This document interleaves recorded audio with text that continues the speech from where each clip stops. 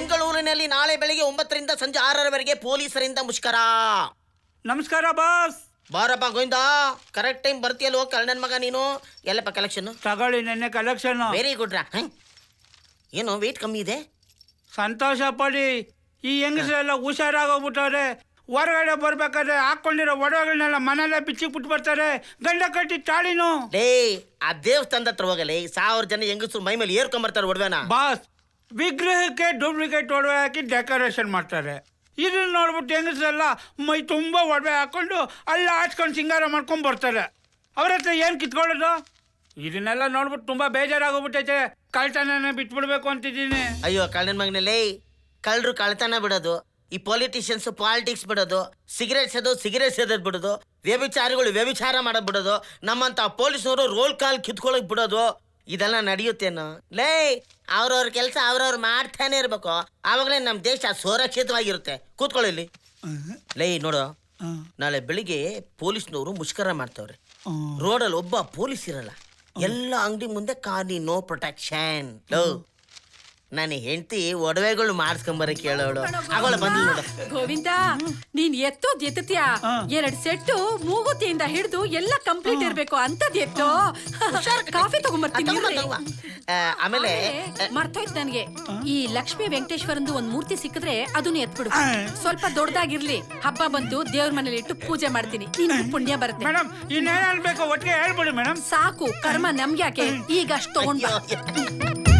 ನೋಡೋ ಗೋವಿಂದ, ಈ Lakshmana gold palace, ಭೀಮಣ್ಣನ್ jewellery, ಚೆನ್ನಮ್ಮನ್ ಚಿನ್ನ, ಇಲ್ಲೆಲ್ಲ ಯಾರು ಇರ್ಲ ಕೊಡು. ನೀನ್ ಆ ಕಡೆ ಒಂದ್ ರೌಂಡ್ ಬರೋ, ನಾನೇ ಎಲ್ಲ ಎತ್ಕೊಡ್ತೀನಿ. ಎತ್ತು ಬಿಡು. ಈಗ ಹೋಗು. Okay boss. ಕಾಪಿ ಗಿಪಿ ಕುಡ್ದೇನಪ್ಪ? ಇಲ್ಲ ಬಾಸ್. ಅಲ್ಲಿ ಪಕ್ಕದಲ್ಲಿ ಅಟ್ಟಿ ಕಾಪಿ ಇದೆ, ಕುಡ್ಕೊಂಡು ಹೋಗ್ಬಿಡು. ಹೋಗು. Breaking news. ಶಾಂತಿ ಭದ್ರತೆಯನ್ನು ಕಾಪಾಡಬೇಕಾಗಿರುವ ಆರಕ್ಷಕರಿಗೆ ತಮ್ಮ ಜೀವಕ್ಕೆ ಭದ್ರತೆ ಇಲ್ಲ. ತಾವು ಕೇಳೋ ಬೇಡಿಕೆಗಳಿಗೆ ಸರ್ಕಾರ ಸ್ಪಂದಿಸ್ತಾ ಇಲ್ಲ ಅಂತ ಜೂನ್ 4ರಂದು ಇಡೀ ಕರ್ನಾಟಕ ರಾಜ್ಯಾದ್ಯಂತ ದೊಡ್ಡ ಧರಣಿ ಮುಷ್ಕರ ಏರ್ಪಡಿಸಲಾಗಿದೆ. ತಮ್ಮ ಬೇಡಿಕೆಗಳನ್ನ ಮೀಡಿಯಾ ಮುಖಾಂತರ ಸರ್ಕಾರಕ್ಕೆ ಪೊಲೀಸ್ ಅಧಿಕಾರಿಗಳು ವಿವರಣೆಯನ್ನ ಕೊಟ್ಟಿದ್ದಾರೆ. ಈ ಪೊಲೀಸ್ ಧರಣಿ ಮುಷ್ಕರ ಪ್ರಾರಂಭವಾದರೆ ರಾಜ್ಯದಲ್ಲಿ ಶಾಂತಿ ಭದ್ರತೆಗೆ ಭಂಗ ಬಂದು ರಾಜ್ಯ ಅಲ್ಲೋಲ ಕಲ್ಲೋಲ ಆಗುತ್ತದೆ ಎಂದು ಜನರು ಭಯಗೊಂಡಿದ್ದಾರೆ. ಪೊಲೀಸ್ ಇಲಾಖೆಯವರು ಕೇಳೋ ಬೇಡಿಕೆಗಳಿಗೆ ನ್ಯಾಯ ಇದೆ, ಆದರೆ ಈ ಮುಷ್ಕರದ ಹಿಂದೆ ಕೆಲವು ದುಷ್ಟ ಶಕ್ತಿಗಳ ಅಟ್ಟಹಾಸ ಇದೆ ಎಂದು ಕೆಲವರು ಆಪಾದಿಸಿದ್ದಾರೆ. ಅದು ಅಲ್ಲದೆ ಈ ಮುಷ್ಕರಕ್ಕೆ ಪೊಲೀಸ್ ಡಿಪಾರ್ಟ್ಮೆಂಟ್ನಲ್ಲಿ ರಿಟೈರ್ಡ್ ಆದವರು, ಸಸ್ಪೆಂಡ್ ಆದವರ ಕೈವಾಡ ಇದೆ ಎಂದು ತಿಳಿದು ಬಂದಿದೆ. ಅಯ್ಯಯ್ಯೋ, ಸ್ವರಾಜ್ಯ ಬಂದು 70 ವರ್ಷ ಆಯ್ತು. ನಾನ್ ಕಾಕಿ ಬಟ್ಟೆ ಹಾಕೊಂಡು 30 ವರ್ಷ ಆಯ್ತು. ಈ ಪೊಲೀಸ್ ಸ್ಟ್ರೈಕ್ ಅನ್ನೋದನ್ನ ನಾನ್ ನೋಡೇ ಇಲ್ವಲ್ಲ. ನಾನ್ ಕೇಳೇ ಇಲ್ಲ ಬಸಣ್ಣ. ನಮ್ ಸ್ಟೇಟ್ ಅಲ್ಲಿ ಸ್ಟೂಡೆಂಟ್ಸು, ಲಾಯರ್ಸು, ಡಾಕ್ಟರ್ಸು, ರಾಜಕೀಯ ನಾಯಕರು, ರೈತರು ಯಾರೇ ಸ್ಟ್ರೈಕ್ ಮಾಡ್ಲಿ, ಜನಸಾಮಾನ್ಯರಿಗೆ ತೊಂದರೆ ಆಗದಂಗೆ ನೋಡ್ಕೋಬೇಕಾಗಿರೋ ಡಿಪಾರ್ಟ್ಮೆಂಟ್ ನಮ್ದು. ಅಂತದ್ರಲ್ಲಿ ನಾವೇ ಸ್ಟ್ರೈಕ್ ಮಾಡೋದ?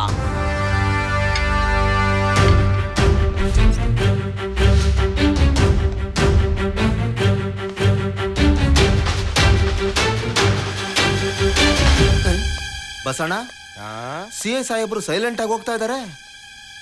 ಎಲ್ಲಿ ವೈಲೆಂಟ್ ಆಗ್ತಾರೋ ಏನೋ.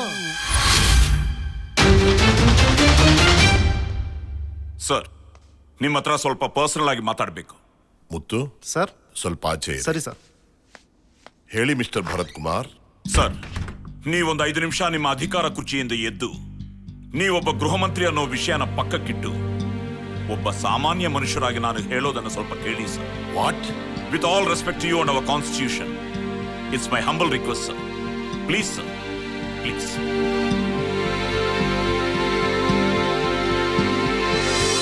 Thank you sir. It's okay sir, ಸರ್ಕಾರದ ಕೆಲಸವನ್ನು ದೇವರ ಕೆಲಸವೆಂದು ಭಾವಿಸಿ ಕಾನೂನು ಕಟ್ಟಳೆಯ ನಿಬಂಧನೆಯನ್ನು ಕಡೆಗಣಿಸದೆ ಕರ್ತವ್ಯವನ್ನು ನಿರ್ವಹಿಸುತ್ತೇನೆಂದು ಆತ್ಮಸಾಕ್ಷಿಯಾಗಿ ಪ್ರಮಾಣ ಮಾಡುತ್ತೇನೆ ಎಂದು ಪ್ರಮಾಣ ಮಾಡಿದ 6200 ಪೊಲೀಸ್ ಆಫೀಸರ್ಸ್, 9800 ಅಸಿಸ್ಟೆಂಟ್ ಸಬ್ ಇನ್ಸ್ಪೆಕ್ಟರ್ಸ್, 80,000 ಪೊಲೀಸ್ ಕಾನ್ಸ್ಟೇಬಲ್ಸ್ ಪ್ರತಿದಿನ ನೀಟಾಗಿ ಶೇವ್ ಮಾಡಿಕೊಂಡು ಸ್ಟಿಫ್ ಆಗಿ ಯೂನಿಫಾರ್ಮ್ ಹಾಕೊಂಡು, ಡಿಸಿಗ್ನೇಷನ್ ಬೇರೆ ಆದ್ರೂ PC ನಿಂದ DG ವರೆಗೂ, ಸಿವಿಲ್ ಆಗ್ಲಿ, DAR ಆಗ್ಲಿ, KSRP ಆಗ್ಲಿ, ವೈರ್ಲೆಸ್ ಆಗ್ಲಿ, ಫಿಂಗರ್ ಪ್ರಿಂಟ್ಸ್ ಡಿಪಾರ್ಟ್ಮೆಂಟ್ ಆಗ್ಲಿ, ಸೈಬರ್ ಆಗ್ಲಿ, CCB ಆಗ್ಲಿ, ಪ್ರತಿದಿನ ಪ್ರತಿ ಯೂನಿಟ್ ನಲ್ಲೂ ಕೆಲಸ ಮಾಡ್ತಿರೋ ಪೊಲೀಸ್ಗೆ ಸಿಗ್ತಿರೋ ಗೌರವ ಏನ್ ಸರ್? ಪ್ರೊಫೆಷನಲ್ ಆಗಿ ಡ್ಯೂಟಿಯಲ್ಲಿ ನಾವು ಹಾಕೋ ಪ್ರತಿ ಹೆಜ್ಜೆಯಲ್ಲೂ, ತಗೊಳ್ಳೋ ಪ್ರತಿ ಆಕ್ಷನ್ ನಲ್ಲೂ ಎಲ್ಲ ಆತಂಕಗಳೇ. ಒಬ್ಬ ತಪ್ಪು ಮಾಡಿದ ಕ್ರಿಮಿನಲ್ನ ನಾವು ಪ್ರಾಣನೂ ಲೆಕ್ಕಿಸದೆ ಅರೆಸ್ಟ್ ಮಾಡಿ ಸ್ಟೇಷನ್ಗೆ ತಂದು ಹಾಕಿದ್ರೆ ಅವನಿಗೆ ಯಾವ ಶಿಕ್ಷೆನೂ ಕೊಡಕ್ಕಾಗಲ್ಲ, ಕೊಡೋ ಅಧಿಕಾರನೂ ಇಲ್ಲ. FIR ಬರಿಬೇಕು, ಕೋರ್ಟ್ಗೆ ಪ್ರೊಡ್ಯೂಸ್ ಮಾಡಬೇಕು, ಕೇಳಿದ್ರೆ ರೂಲ್ಸ್ ಅಂಡ್ ರೆಗ್ಯುಲೇಷನ್ಸ್. ಹೀಗಿರೋವಾಗ ಅವನು ನಮ್ಮವನು, ಅವನ್ನ ಬಿಡ್ಬಿಡಿ ಅಂತ ಫೋನ್ ಕಾಲ್ಸ್ ಬೇರೆ. ಯಾಕೆ ಬಿಡ್ಬೇಕು ಸರ್? ಏರಿಯಾ ಕಾರ್ಪೊರೇಟ್ರೇ ಆಗ್ಲಿ, MLA ಆಗ್ಲಿ, MP ಆಗ್ಲಿ, ಕೊನೆಗೆ ನಿಮ್ಮಂತ ಮಿನಿಸ್ಟ್ರೇ ಆಗ್ಲಿ, ಯಾರೇ ಫೋನ್ ಮಾಡಿದ್ರು ನಮ್ಮನ್ನ ನಿಷ್ಠೆಯಿಂದ ಕೆಲಸ ಮಾಡೋಕೆ ಅವಕಾಶ ಮಾಡಿಕೊಡಿ ಸರ್. ಒಂದ್ ವೇಳೆ ನನ್ನಂತವರು duty is god, nobody is above law ಅನ್ಕೊಂಡು ಸಿನ್ಸಿಯರ್ ಆಗಿ ನಮ್ಮ ಕರ್ತವ್ಯ ನಿಭಾಯಿಸಿದ್ರೆ ಟ್ರಾನ್ಸ್ಫರು, ಸಸ್ಪೆನ್ಷನ್, ಇದು ಯಾವ ನ್ಯಾಯ ಸರ್? ಈಗ ಪರ್ಸನಲ್ ಲೈಫ್ ಬಂದ್ರೆ ಬೇರೆ ಎಲ್ಲಾ ಡಿಪಾರ್ಟ್ಮೆಂಟ್ಗಳಲ್ಲಿ ಹಬ್ಬ ಗಿಬ್ಬ ಅಂತ ರಜೆಗಳಿರುತ್ತೆ. ಆದ್ರೆ ನಮ್ಮ ಪೊಲೀಸ್ ಡಿಪಾರ್ಟ್ಮೆಂಟ್ 24/7 24 ಗಂಟೆ 365 ದಿನ ಡ್ಯೂಟಿ ಮಾಡ್ತೀವಿ. ಯಾಕೆ? ನಮಗೆ ಹೆಂಡತಿ ಮಕ್ಕಳಿಲ್ವಾ? ನಾವು ಮನುಷ್ಯರಲ್ವಾ? ನಮ್ಮ ಕೊಡೋ ರೇಷನ್ ಆಗ್ಲಿ, ಕ್ವಾರ್ಟರ್ಸ್ ಆಗ್ಲಿ, ಸಂಬಳ ಆಗ್ಲಿ, ಅಲೌನ್ಸಸ್ ಆಗ್ಲಿ, ನಮ್ಮ ಮಕ್ಕಳ ಎಜುಕೇಶನ್ ಆಗ್ಲಿ, ನಮ್ಮ ಕೊಡೋ ಪ್ರಮೋಷನ್ ಆಗ್ಲಿ, ನಮಗೆ ಬರೋ ರಿಟೈರ್ಮೆಂಟ್ ಪೆನ್ಷನ್ ಆಗ್ಲಿ, ಇವೆಲ್ಲರದಲ್ಲೂ ಬದಲಾವಣೆ ಆಗ್ಬೇಕು ಅಂತ ನಾವು ಬೇಡ್ಕೊಳ್ಳೋದು ತಪ್ಪಾ ಸರ್? ಪೊಲೀಸ್ ಅಂತ ಹೆಮ್ಮೆಯಿಂದ ಹೇಳ್ಕೊಳ್ಳೋ ನಾವು ಇದನ್ನೆಲ್ಲ ತಡ್ಕೊಳಕ್ಕಾಗ್ತಾ ಇಲ್ಲ ಸರ್. ಕ್ಷಣ ಕ್ಷಣಕ್ಕೂ ಕೊರಗ್ತಾ ಇದೀವಿ ಸರ್. ನಮ್ಮ ಸಹನೆನ ಕಳ್ಕೊಂತಾ ಇದೀವಿ ಸರ್. ಕಳ್ಕೊಂಡೆ ಇವತ್ತು ಪೊಲೀಸ್ ಬಂದ್ಗೆ ಕರೆ ನೀಡಿದೀವಿ ಸರ್. ಒಂದು ಸಲ ಯೋಚನೆ ಮಾಡಿ ಸರ್, ನಾವು ನಿಜವಾಗಿ ಸ್ಟ್ರೈಕ್ ಮಾಡಿದ್ರೆ ರಾಜ್ಯದಲ್ಲಿ ಲಾ ಅಂಡ್ ಆರ್ಡರ್ ಡಿಸ್ಟರ್ಬ್ ಆಗುತ್ತೆ. ಬೇಡ ಸರ್, ಆ ಪರಿಸ್ಥಿತಿ ಬರೋದು ಬೇಡ ಸರ್. ಪ್ಲೀಸ್ ಸರ್, ಪ್ಲೀಸ್ ಸಿಸ್ಟಮ್ನ ಬದಲಾಯಿಸಿ ಸರ್. ಅಂದ್ರೆ ನಮ್ಮ ವ್ಯವಸ್ಥೆ ಸರಿ ಇಲ್ವಾ? I won't blame the system. I will face the system. I will force the system to create a real police system. ರಾಜ್ಯದ ರಕ್ಷಣೆಗೋಸ್ಕರ ಹೋರಾಡೋ ನಮ್ಮೆಲ್ಲ ಪೊಲೀಸ್ ಡಿಪಾರ್ಟ್ಮೆಂಟ್ ಪರವಾಗಿ 96,000 ಜನ ಪೊಲೀಸರ ಪ್ರತಿನಿಧಿಯಾಗಿ ನಮ್ಮ ನ್ಯಾಯವಾದ ಬೇಡಿಕೆಗಳನ್ನ ಈಡೇರಿಸಬೇಕು ಅಂತ ನಿಮ್ಮನ್ನ ರಿಕ್ವೆಸ್ಟ್ ಮಾಡ್ಕೊಂತಾ ಇದ್ದೀನಿ ಸರ್. ಮಾಡ್ಲಿಲ್ಲ ಅಂದ್ರೆ ಈ ಸ್ಟ್ರೈಕ್ ಅನಿವಾರ್ಯ. ಮನುಷ್ಯರಾಗಿ ಯೋಚಿಸಿ, ಮಂತ್ರಿಯಾಗಿ ಆದೇಶ ಹೊರಡಿಸಿ.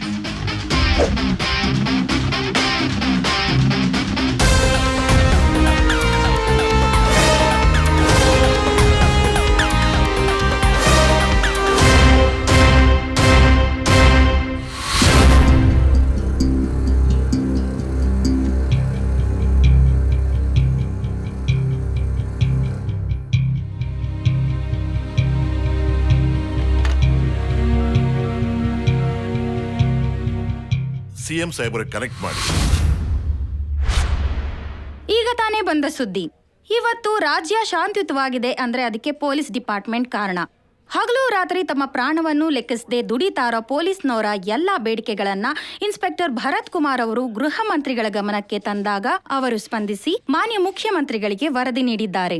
ಮಾನ್ಯ ಮುಖ್ಯಮಂತ್ರಿಗಳು 2-3 ದಿನಗಳಲ್ಲಿ ಕಾರ್ಯರೂಪಕ್ಕೆ ತರುವುದಾಗಿ ಗೃಹ ಮಂತ್ರಿಗಳಿಗೆ ಸೂಚಿಸಿದ್ದಾರೆ. ಈ ವಿಷಯ ಕೇಳಿ ಪೊಲೀಸ್ ಇಲಾಖೆ ಸಂತಸಗೊಂಡು ಮುಷ್ಕರವನ್ನ ಹಿಂತೆಗೆದುಕೊಂಡಿದ್ದಾರೆ. ಬಂದೇ ಬರ್ತಾರೆ, ಒಡವೆ ತಂದೆ ತರ್ತಾರೆ, ಮೂಗುತಿ ಓಲೆ ಎಲ್ಲವೂ ತಂದು ನನಗೆ ಕೊಡ್ತಾರೆ. ಬಂದೇ ಬರ್ತಾರೆ, ಡಾಬು ಓಲೆ ತರ್ತಾರೆ. ಬಂದೆ ತಂದ್ರ ತಂದೆ. ಏನಿದು? ಹೂವ. ಮಲ್ಲಿಗೆ ಹೂವಿನಂತೆ ಅಂದ ನಿನ್ನಲ್ಲಿ ತಾವರೆ ಹೂವಿನಂತೆ ಏನ್ರಿ ಇದು? ಒಡವೆ ಕೊಡ್ರಿ ಬೇಗ, ತಮಾಷೆ ಮಾಡ್ಬೇಡಿ. ಅದು ಯಾವ ಒಡವೆ?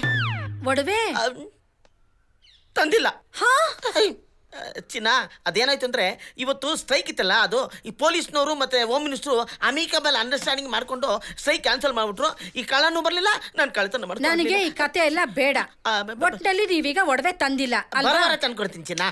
ಒಡವೆ ತಂದಿಲ್ಲ ಅಂದ್ರೆ ನಿಮ್ಗೆ ಬೆಡ್ರೂಮ್ ಅಲ್ಲ, ಮನೆ ಒಳಗೂ ಜಾಗ ಇಲ್ಲ.